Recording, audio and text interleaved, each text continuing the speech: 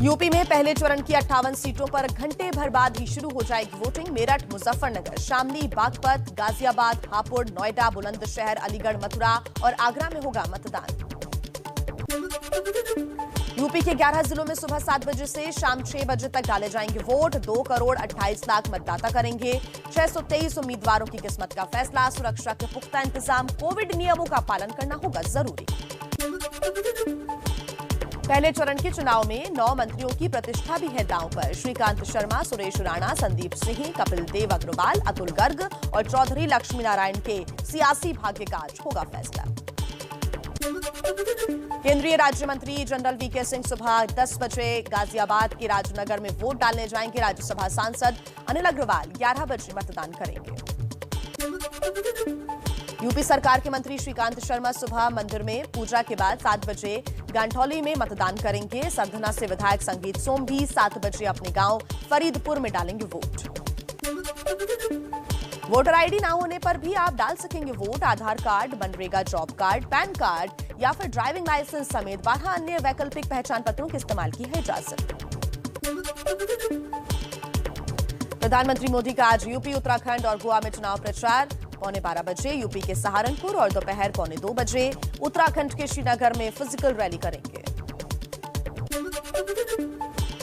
BJP के राष्ट्रीय अध्यक्ष जेपी नड्डा का आज यूपी में धुआंधार प्रचार। सीतापुर, हरदोई में 3 जनसभाएं भी करेंगे।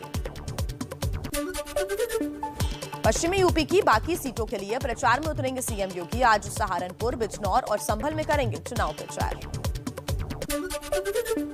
यूपी के डिप्टी सीएम केशव प्रसाद मौर्य की आज 2 रैलियां। शाहजहांपुर में जनता से होंगे मुखातिब। रामपुर और मुरादाबाद में कांग्रेस महासचिव प्रियंका गांधी का चुनाव प्रचार। घर घर जाकर मांगेंगी पार्टी उम्मीदवारों के लिए वोट। अखिलेश यादव और जयंत चौधरी की आज साझी जनसभा दोपहर 12:30 बजे बिजनौर के नुमाइश मैदान में जनता को करेंगे संबोधित। गोरखपुर शहर से एसपी उम्मीदवार सुभापति शुक्ला आज सुबह 11 बजे दाखिल करेंगी नामांकन। सीएम योगी के खिलाफ चुनावी मैदान में है सुभापति। कांग्रेस नेता राहुल गांधी का मिशन उत्तराखंड आज 2 चुनावी जनसभाओं को करेंगे संबोधित। संसद में बजट पर चर्चा है लगातार जारी। वित्त मंत्री निर्मला सीतारमण लोकसभा में आज तो राज्यसभा में कल बजट पर चर्चा का देंगी जवाब। पहले दौर की वोटिंग से पहले पीएम मोदी का सबसे बड़ा इंटरव्यू। कहा, ये चुनाव हमारे काम, नीतियों और नियत का है। भारी बहुमत से जीतेंगे। 5 राज्यों में जनता सेवा का मौका देगी। भारी बहुमत से भारतीय जनता पार्टी जीतेगी और भारतीय जनता पार्टी को सेवा करने का मौका इन सभी 5 राज्यों की जनता देगी। पीएम मोदी ने राजनीति में परिवारवाद पर बोला हमला। कहा, परिवारवाद ने जम्मू कश्मीर, पंजाब, यूपी, हरियाणा, तमिलनाडु, झारखंड तक का बुरा हाल किया। एक परिवार के लोग ही उस पार्टी के अध्यक्ष बने, उस पार्टी के ट्रेजरर बने, उस पार्टी का पार्लियामेंट्री बोर्ड बने। पिताजी अगर नहीं कर सकते हैं तो बेटा अध्यक्ष बने। बेटा नहीं कर सकता है और बूढ़ा हो गया है तो उसका बेटा अध्यक्ष करे। पिता नहीं रहे तो पुत्र करे। ये जो विरासत और वारसा बारिश के रूप में चल रहा है, डायनेस्टी के रूप में चल रहा है, कोई डायनेमिक्स है ही नहीं, ओनली डायनेस्टी। ये जब बनता है पार्टी परिवार की बन जाती है। पीएम मोदी ने सीएम योगी की भी तारीफ की। बोले, योगी जी ने हर असंभव काम को पूरा कर दिखाया है। आज लोग सुरक्षित महसूस कर रहे हैं। पहले गुंडा राज था, माफिया राज था, अब बहन बेटियां घर से निकलने में योगी जी नहीं ने डरती हैं। सुरक्षा को प्राथमिकता दी है, कोई कॉम्प्रोमाइज नहीं किया है। कुछ लोगों को उसके कारण तकलीफ हो रही क्योंकि उनका कारोबार वही था। आज खास करके माताओं बहनों को जो सुरक्षा मिली है ये बहुत ही महत्वपूर्ण है। चुनाव से ठीक पहले पीएम मोदी का अखिलेश और जयंत की जोड़ी पर हमला। कहा, पहले भी 2 लड़के आए थे लेकिन कुछ हो नहीं पाया। बाद में लड़कों के साथ बुआ जी आई, वो भी फेल। 2 लड़कों वाला खेल तो हमने पहले भी देखा था और एक बार तो 2 लड़के भी थे और एक बुआ जी भी उनके साथ थी, फिर भी उनके हाल नहीं बना। प्रधानमंत्री मोदी का संसद में नेहरू पर दिए बयान पर जवाब, बोले मैं नेहरू का नाम नहीं लेता तब विपक्ष को दिक्कत, लेता हूं तो भी उन्हें मुश्किल होती है।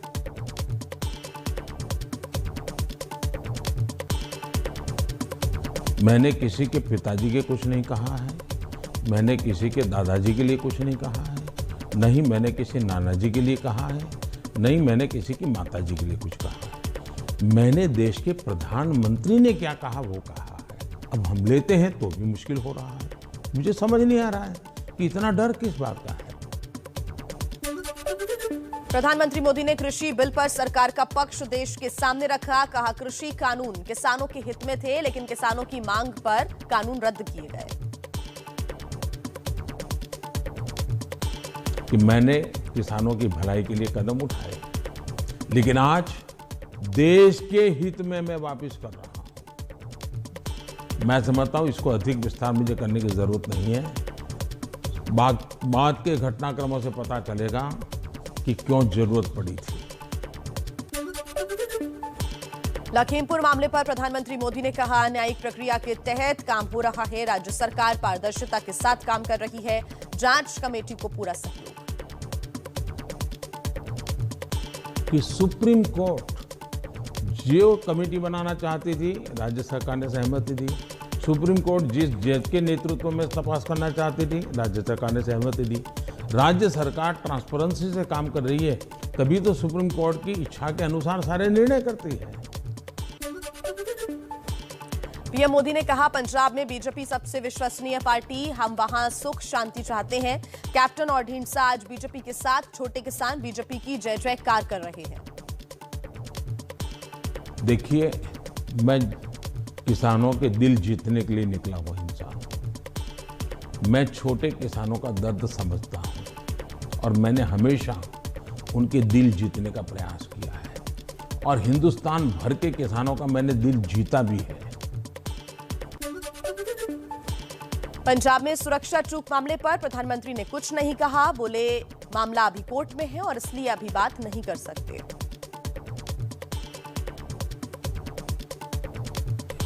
इस विषय में मैंने पूरी तरह मौन रखा हुआ है, क्योंकि सुप्रीम कोर्ट स्वयं इसको गंभीरतापूर्वक इस बात को देख रही है। कांग्रेस नेता रणदीप सुरजेवाला ने निशाना साधा, कहा संसद में मन की बात नहीं बनी तो टीवी पर आ गए। राजा की घबराहट साफ और डर गहरा है, लेकिन जनता तो अपना मन बना चुकी है। अखिलेश यादव ने ट्वीट कर प्रधानमंत्री पर साधा निशाना, लिखा झूठ भी शर्मा कर पिछले दरवाजे से मुंह ढककर निकल गया जब वो दुनिया से रूबरू हुए। मतदान से पहले सीएम योगी का बड़ा बयान, कहा आपका एक वोट यूपी का भविष्य तय करेगा, नहीं तो यूपी को कश्मीर, केरल, बंगाल बनाने में देर नहीं लगेगी।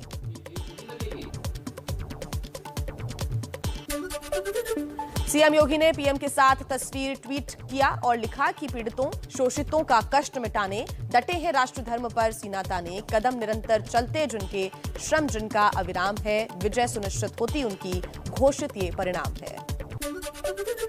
मुरादाबाद की वर्चुअल रैली में सीएम योगी ने भरी हुंकार, फिर दोहराया गर्मी वाला बयान, कहा 10 मार्च के बाद उतार देंगे गर्मी।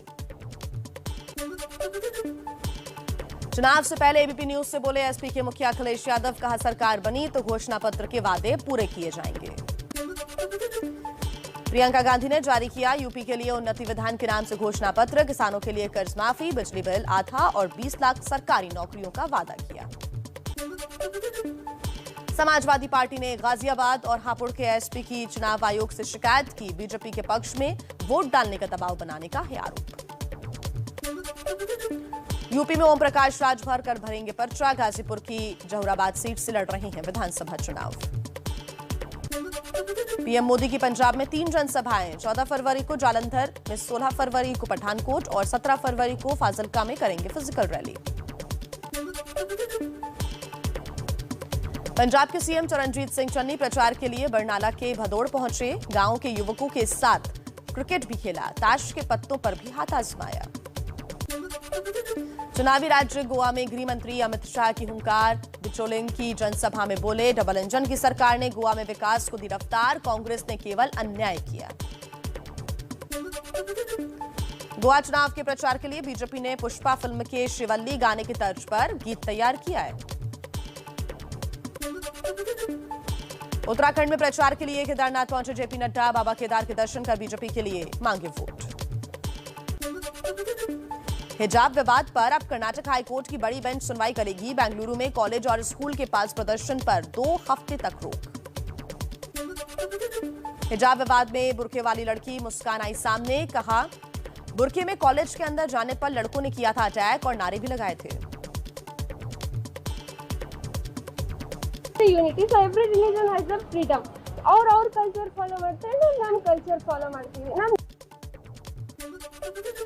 हैदराबाद में भी छात्र छात्राओं ने हिजाब के समर्थन में किया प्रदर्शन। चार मीनार के पास तिरंगा लेकर निकाला गया मार्च।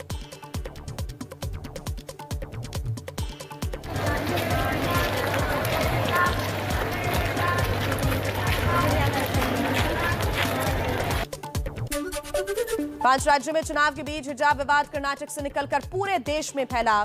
यूपी चुनाव में भी हिजाब पर सियासत तेज, ओवैसी के बिगड़े बोल। हिजाब और बुर्का पहनना तो हमारा राइट है। मैं क्या पहनता हूँ, क्या खाता हूँ, किसी के बाप को झांकने की जरूरत नहीं है उसमें। ये फालतू की चीज है, राजनीतिक है और कुछ है। मुरादाबाद से समाजवादी पार्टी के सांसद एसटी हसन ने हिजाब पर विवाद को बताया साजिश, कहा ऐसा करने वालों की तुरंत गिरफ्तारी होनी चाहिए।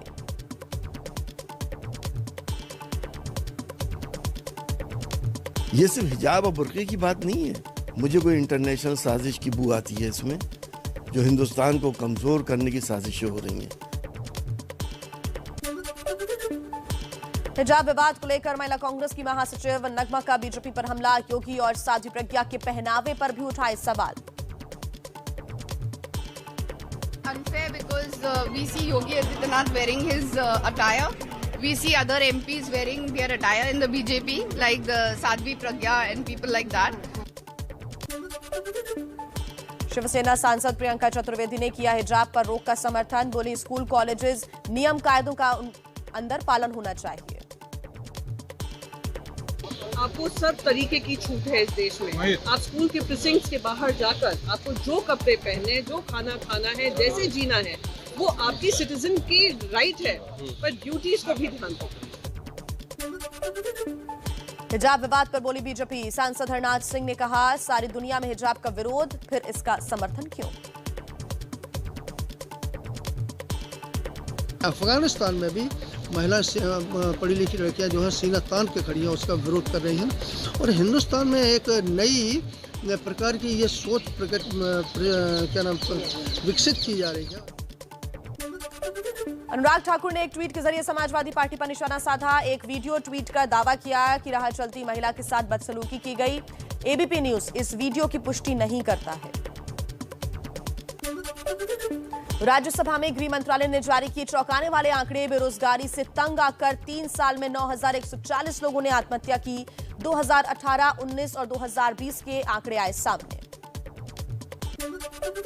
दिल्ली में अस्थायी कर्मचारियों को केजरीवाल सरकार का तोहफा। जल बोर्ड के 700 कर्मचारियों की नौकरी पक्की की गई। आज आप 700 कर्मचारी पक्के हो रहे हो। केजरीवाल सरकार का ऐलान, दिल्ली के सभी सरकारी दफ्तरों में बनेंगे इलेक्ट्रिक गाड़ियों के लिए चार्जिंग स्टेशन। 3 महीने में बनाए जाएंगे ये स्टेशन। 100 करोड़ के वसूली कांड में सचिन वाजपेयी की अर्जी खारिज। चांदीवाल कमीशन के सामने दिए बयान में बदलाव को लेकर दी गई थी अर्जी। अहमदाबाद सीरियल ब्लास्ट के दोषियों की सजा का कल होगा ऐलान। कोर्ट ने 77 आरोपियों में से 49 को दोषी करार दिया। 28 लोग निर्दोष साबित। पंजाब के अजनाला सेक्टर में ड्रोन के जरिए सरहद पार से रची गई साजिश। बीएसएफ ने 2 नशीले पदार्थ के पैकेट भी बरामद किए। यूपी चुनावों से ठीक पहले बाराबंकी में शराब माफियाओं पर शिकंजा। 46,25,000 रुपए की संपत्ति गैंगस्टर एक्ट के तहत जब्त की। गुजरात की जूनागढ़ जेल कैदियों के लिए बनी अय्याशी का अड्डा। जेल के अंदर कैदियों के पटाखे फोड़ते आई तस्वीरें सामने। देश में मंगलवार के मुकाबले बुधवार को कोरोना के नए केसेस बढ़ गए हैं। 71,000 नए मामले सामने आए, 1217 लोगों की मौत हुई। 10वीं और 12वीं की बोर्ड परीक्षाओं को लेकर सीबीएसई की तारीखों की घोषणा। 26 अप्रैल से सीबीएसई सेकेंड टर्म की परीक्षाएं होंगी। 17 फरवरी से खुलेगी दिल्ली यूनिवर्सिटी। कोरोना की वजह से करीब 2 साल से बंद थी यूनिवर्सिटी। छात्रों को कॉलेज आने से पहले 3 दिन आइसोलेशन में रहना होगा। एशिया की सबसे बड़े स्लम एरिया धारावी में कम्युनिटी हाइजीन शौचालय बनाए गए। कई तरह की सुविधाओं से लैस हैं ये शौचालय। महाराष्ट्र कैबिनेट के मंत्री आदित्य ठाकरे ने किया उद्घाटन। वेस्ट इंडीज के खिलाफ 3 मैचेस की सीरीज पर भारत का कब्जा। दूसरे वनडे में वेस्ट इंडीज को 44 रन से हराया। वेस्ट इंडीज के खिलाफ लगातार 11वें वनडे सीरीज में टीम इंडिया की जीत। 2007 के बाद से वेस्ट इंडीज के खिलाफ कोई वनडे सीरीज नहीं हारा है भारत। बीसीसीआई ने अंडर 19 टीम को दूसरे वनडे के मौके पर किया सम्मानित। खिलाड़ियों ने भारत और वेस्ट इंडीज के बीच मैच भी देखा। प्रो कबड्डी लीग में यूपी योद्धा की तमिल थलाइवास पर 41-39 अंकों से रोमांचक जीत। अंक तालिका में यूपी योद्धा लंबी छलांग मारता नजर आया। 52 अंकों के साथ 5वें स्थान पर पहुंची टीम। यूपी योद्धा का प्रमुख प्रायोजक है एबीपी न्यूज।